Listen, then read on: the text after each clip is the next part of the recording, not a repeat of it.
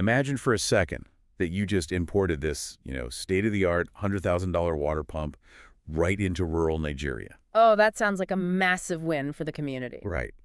And for like 6 months, it's this modern marvel of engineering, and it works flawlessly. The whole community is just thrilled. But I feel like there's a but coming here. There was a huge but. So suddenly, this tiny 50-cent rubber gasket blows out. It's a super minor mechanical failure. But here's the catch.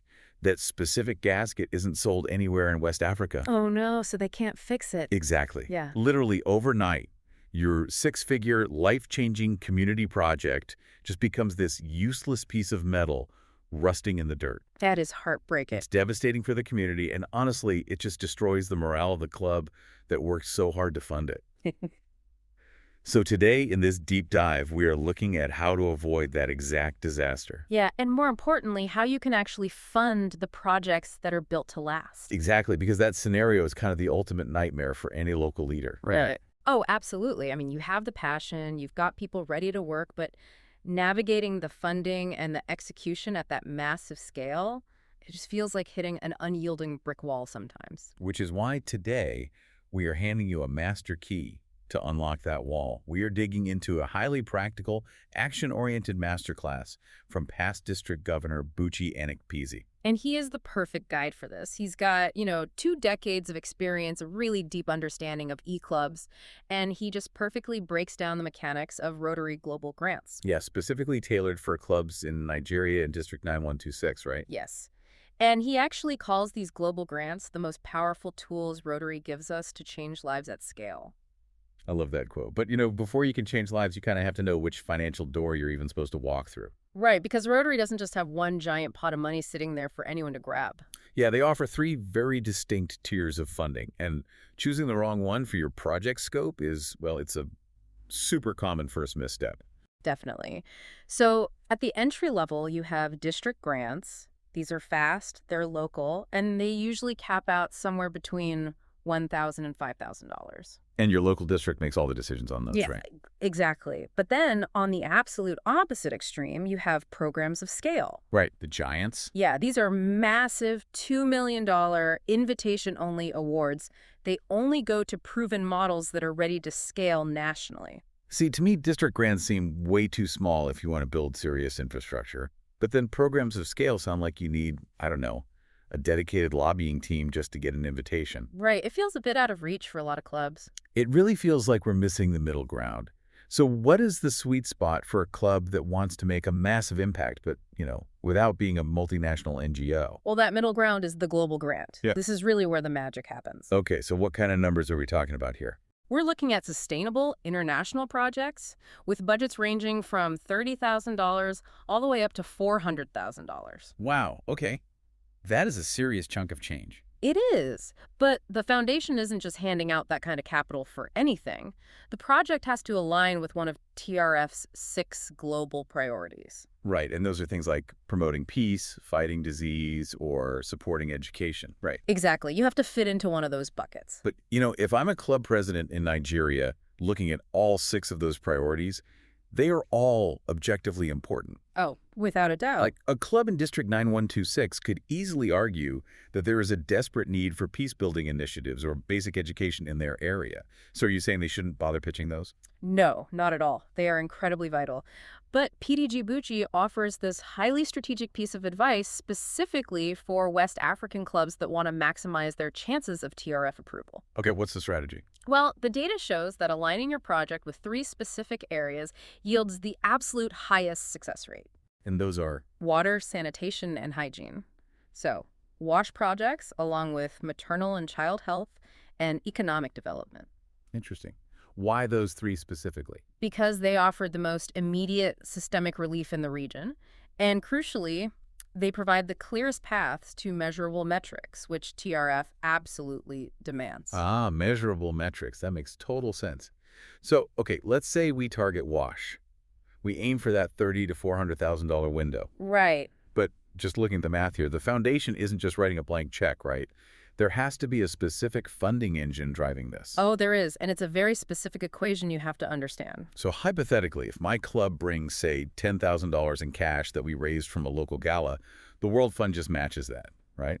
Well, actually, no. That is a very common assumption, but it's completely wrong based on current rules. Wait, really? No match on cash? Nope. So prior to July 2020, the World Fund did match club cash contributions at 50%, but the foundation eliminated that cash match entirely. Oh, why would they do that? Basically to protect its own financial sustainability and also to incentivize the use of district-designated funds, or DDF. Okay, so how does it work now? Today, the World Fund only matches DDF, and it matches it at a massive 80%. Okay, let's walk through what that actually looks like for a beginner. Let's say we're putting together a minimum $30,000 project. I really need to understand how this multiplier works in practice. Sure. Think of it as a three-part equation. First, you have your club cash contributions. So that's the money raised directly by the host and international clubs, right? Exactly. Let's say you pool $12,000 in cash between the clubs. Okay, 12 grand in cash. What's part two? Part two is the DDF. This is a district share of annual fund contributions. You go to your district Rotary Foundation chair, your DRFC, and you secure, let's say, $10,000 in DDF. Okay, so we have 12,000 in cash plus 10,000 in DDF, which gets us to $22,000. We are still $8,000 short of our $30,000 minimum. Right, which triggers part three, the World Fund match. Here's where the 80% comes in. Exactly. Because you brought 10,000 in DDF to the table, the World Fund automatically applies that 80% multiplier to the DDF. So 80% of 10,000 is $8,000. You got it. Add that 8,000 to your pot, and boom, your $30,000 project is fully funded. Wow. So DDS is essentially like a multiplier token in a video game. That is a great way to look at it. I mean, if you aren't maximizing your DDF, you are just leaving thousands of dollars of free matching money on the table. Exactly. You are just wasting potential funding. But, securing DDF from a single district can be incredibly competitive. Everyone wants those funds. Oh, it is extremely competitive. It's usually first come, first served. This seems like a massive advantage for E-Clubs, though, just given how their membership is structured. Oh, it is their absolute superpower. Because traditional clubs are geographically bound, right? Right, but E-Clubs are inherently borderless. Their members often span multiple districts and even multiple countries. So an E-Club in Nigeria could seamlessly pool DDF from districts in London or Tokyo or Colorado. Exactly. And to hit the maximum World Fund award of $400,000, you need to pool an enormous amount of DDF. E-Clubs have the actual global network to pull that off. That is incredible. But TRF isn't just handing out these multiplier tokens to anyone with a big network. There has to be a catch. Well, the foundation is protecting a $4 billion legacy. Right, which means before you even pitch a project, you have to prove your club is financially bulletproof. What does that gatekeeping actually look like? Honestly, the gatekeeping is ruthless, and it starts with club qualification, which is completely non-negotiable. Okay, what are the steps? First, someone in your club must take the grant management seminar. Okay, that makes sense. Get trained. Second, you must have a formal financial management plan in place. Third, your president and foundation chair have to sign the MOU. The Memorandum of Understanding. Right. And fourth, and this trips a lot of people up at it, your club must have a completely clean reporting record on past grants. Let me push back on one thing here. Why is TRF so obsessed with a piece of paper like an MOU? It seems like bureaucratic overkill for volunteers who are just trying to do good work. I get why it feels that way, but history is just full of well-meaning volunteers who accidentally mismanage donor funds. Yeah, that's true. Good intentions don't equal good accounting. Exactly. The MOU isn't just a formality, it's a legally binding agreement. It means your club will maintain a separate bank account, keep pristine receipts, and follow strict stewardship protocols. And if you slip up on that? If a club is behind on a final report for a previous grant, the system automatically locks them out. Good stewardship is basically your club's most valuable asset. Okay, so let's play devil's advocate for a second. Let's say my club is fully qualified. Clean record, MOU signed, separate bank account ready to go. Perfect. And we know a community in Oyo State is struggling with waterborne diseases. Let's just write the grant to build them a solar borehole and get to work. We know they need water. Submitting an application like that is the absolute fastest way to get rejected by the review committee. Wait, really? But they're getting sick. The need is obvious. The assumption of need is the trap. The trap? What do you mean? You are starting with a solution, the borehole, instead of investigating the root cause. Hmm. This is where the community needs assessment or the CNA becomes mandatory. Oh, so you can't just guess what they need. No, TRF demands a psychological shift. You don't tell the community what they need. You consult with them, the local government, and NGOs to uncover why the problem even exists. So you need data. Exactly. You have to establish measurable baseline data and SMART metrics. Right, smart metrics. So that's specific, measurable, achievable, realistic, and time-bound. Yes. Walk me through how that Oyo State example changes when you actually apply a proper CNA. Sure. So a poor application says, we will build latrines to stop disease. Vague, no timeline, no data. Exactly. A TRF-approved application, on the other hand, says, our CNA identified that 40% of this community practices open defecation due to a lack of infrastructure and hygiene education. Okay, so you identified the actual root cause there. Right. And then you add the SMART goal. Our goal is to build 20 household latrines, train 50 local hygiene ambassadors, and cut open defecation to below 5% within 18 months. Oh, wow. That is incredibly specific. Uh, You are engineering a measurable social outcome. You're not just buying hardware. exactly. It's the difference between treating a symptom and curing the disease. But, executing that kind of deep sociological and engineering work requires serious manpower. It really does. And since global grants require an alliance between a host sponsor and an international sponsor, how do those roles actually break down? Who does what?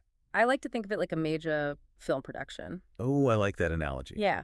So the host sponsor, let's say District 9126 in Nigeria, they are the on-the-ground director. Oh, they're in the trenches. Right. They lead the needs assessment, they manage the local funds, and they oversee the daily implementation. Okay, and the international sponsor. Yeah. Let's say a club in District 5450 in Colorado. They are the executive producer, they operate from outside the project country, they co-fund the initiative, provide technical monitoring, and crucially, they offer a second set of eyes on all the financial reporting. Which TRF loves. But honestly, reaching across the globe to find an executive producer sounds intimidating. Yeah. If I'm sitting in Abeokuta, how do I initiate a professional relationship with a club in Denver that happens to have the DDF I need? Well, Rotary provides infrastructure for this, like the Rotary Ideas platform or matchinggrants.org. Okay, so there are databases for this. Yeah, but the real secret to landing a partner is professional communication. You don't just send a blind email asking for money. Right. Hey, give us 10 grand. That won't work. Exactly. Instead, you present them with a data-backed CNA, a clear, SMART goal, and a well-researched budget. Oh, so you do all the heavy lifting first? Yes. You offer them a turnkey opportunity to make a massive, measurable impact with their unused DDF. That is so smart. But even with two great Rotary clubs partnering up, we are still talking about volunteers. What happens when your wash project requires, I don't know, complex hydrological engineering, and nobody in either club is a hydrologist? That is where you bring in a cooperating organization. A cooperating organization, who are they? TRF actually encourages you to partner with non-Rotary entities that bring technical muscle and infrastructure access. Oh, so like professional NGOs. Exactly. In Nigeria, if you were doing a wash project, you bring in someone like RUWASA or WaterAid Nigeria. And for economic development. You'd partner with organizations like Smenadan or the Bank of Industry. They sign an MOU, and their expertise dramatically lowers the risk profile of your grant application. That makes total sense. It proves to the foundation that you aren't just a bunch of well-meaning amateurs trying to build a power grid. Yeah. You have actual professionals co-signing the technical work. Exactly. It adds huge credibility. So our alliance is built. Host, international, and technical partners are all aligned. We submit the paperwork, but PDG Buchi makes a huge point about sustainability being the ultimate deal breaker, right? Oh, it is everything. Reviewers will ruthlessly scrutinize what happens the day the Rotary money runs out. Right, because sustainability is the entire ballgame. Going back to our opening example with the $100,000 water pump and the 50-cent gasket. Exactly. Providing a community with a top-tier piece of technology without a local maintenance plan is like buying someone a high-performance sports car. But refusing to give them the keys. Or money for gas. Or a mechanic who knows how to fix the engine. It looks great in a photo op, but it is functionally useless in the long run. So how do we actually prove to the reviewers that we're giving them the keys and the gas money? You have to satisfy 4 key elements in your application. First, community ownership. The beneficiaries must be involved in the design from day one. Okay, ownership. What's next? Second, local materials and technology. The equipment must be easily repairable using parts sold in local Nigerian markets. So no imported gaskets that you can't replace. Exactly. third is knowledge transfer, meaning a robust train-the-trainer program so they know how to fix it. Okay, and the fourth? The fourth is the most critical piece, an ongoing funding plan. This is usually some kind of user fee structure. See, it's hard for me to imagine a community happily paying a fee for something that a charity just built for them. Yeah. Does this actually work in practice? It does, actually. It works beautifully when designed correctly. Let me give you a recent success story in Lagos. Okay, let's hear it. A club installed a solar-powered water treatment system. But the engineering wasn't the real triumph. The financial mechanics were. What did they do? They created a community management committee, they trained local technicians, and they instituted a micro-user fee for the water. A micro fee, so just a tiny amount. Right. Because the community had a financial stake and a localized maintenance fund, that system was still operating perfectly 5 years after the grant officially closed. 5 years. That is incredible. It really is the gold standard for sustainability. And I know the masterclass also highlighted a massive success in Ogun State. What made that one stand out? That one was a $75,000 model project. It partnered the Rotary Club of Abeokuta with the Rotary Club of Denver Cherry Creek. Oh, so a local and an international partner. Exactly. And they partnered with the Ogun State Rural Water Supply and Sanitation Agency. RWASA, the cooperating organization. You got it. They installed solar boreholes and implemented deep water management training for 3,500 residents. What were the results? The outcome was 0 waterborne disease deaths 2 years post-project. 0 deaths. That gives me chills. It's amazing. And it was so effective and sustainable that the local government actually replicated the exact model in 3 other communities using their own state funds. Wow, so the Rotary grant was just the spark, but the sustainability plan created a fire that the government actually expanded. Exactly. That is the definition of impact at scale. That is phenomenal. Okay, so we have the perfect sustainable design. Now we have to survive the bureaucratic gauntlet of actually getting the money. Yes, the bureaucracy. What does the timeline look like, realistically? Patience is really vital here. From concept to official TRF approval, expect a 3 to 6 month window. 3 to 6 months. Just for approval. Yeah. The application lives on grants.rotary.org and requires a sequential 4-step digital signature chain. Who has to sign it? The host club president, the host DRFC, the international club president, and the international DRFC. And only after all 4 sign does the foundation even begin its review. Man, 3 to 6 months is a long time if a community is suffering. If we know the grant is solid and we have the cash in our local account, can't we just start buying the roofing materials or digging the trench while we wait for the final digital stamp? Absolutely not. Do not touch a single shovel or incur a single invoice before official TRF approval. Really? Not even a little prep work? No. If you spend money before the grant is officially approved, TRF will not reimburse those costs. And worse, it can flag your club for compliance issues, which jeopardizes the entire project. Wow, okay. Good to know. So we wait for the stamp, we get the funds, and we enter the implementation phase, which I understand takes 12 to 24 months. Correct. This brings us back to stewardship. Right. Because managing tens of thousands of dollars of donor money really is like running a small business. It completely is. It requires meticulous bookkeeping, dedicated bank accounts, itemized receipts for everything, and strict adherence to the project timeline. And what happens when the project is done? It all culminates in the final report. Failing to submit a comprehensive final report is the ultimate sin in Rotary. Because it details your financial accounting and your outcomes against those original SMART metrics, right? Exactly. If a club fails to file a final report, they are completely locked out of the global grant system, period. That is a harsh reality check, but totally necessary when dealing with global donor funds. Absolutely. Accountability is everything. We have covered a staggering amount of ground today. And to make this actionable for you listening, PDG Buchi leads attendees with a highly structured 90-day plan. Yes, the 90-day sprint. It's so helpful. So month 1 is entirely internal. You identify community need, get your club qualified with the grant management seminar, and call your DRFC immediately to check on DDF availability before the well runs dry. Right. And then month 2 is external. You get your boots on the ground to conduct the formal community needs assessment. So you stop guessing what the community needs and start measuring it. Exactly. You also start browsing Rotary ideas to hunt for that international sponsor. And by month 3, you confirm your partner is qualified, you lock in your cooperating organization with an MOU, and you draft the concept to share with your DRFC for early feedback. It really takes this incredibly intimidating bureaucratic mountain and turns it into a manageable step-by-step checklist. It does. I think the most resonant takeaway from PDG Buchi Anikpezie is his perspective on what this money actually does. Oh, his closing thought is beautiful.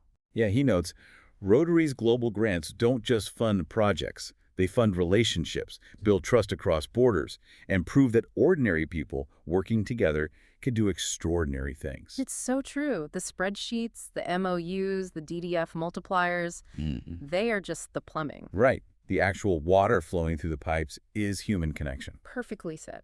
And before we go, consider this. As global communication gets faster, the definition of a local club is rapidly blurring. It really is, especially with e-clubs. Right. If e-clubs can seamlessly pool money from Tokyo, Denver, and Lagos to solve a systemic problem in Oyo State, it begs the question in 10 years, will geographical Rotary districts even matter? Oh, that's an interesting thought. Yeah, or will funding entirely follow global digital networks rather than local borders? It's definitely something to think about. It is a fascinating shift in how global philanthropy operates. And for you listening, remember that right now, there is an international Rotary Club sitting on unused DDF. Just waiting to be spent. Exactly. That capital is just sitting in an account waiting for a local leader with a properly researched, sustainable, community-backed project to come along and unlock it. The treasure is out there. The funding exists. It is literally just waiting for your local expertise and your passion to claim it. You have the master key, the math, and the 90-day checklist. Now it's time to go open the door. Thank you so much for joining us on this deep dive.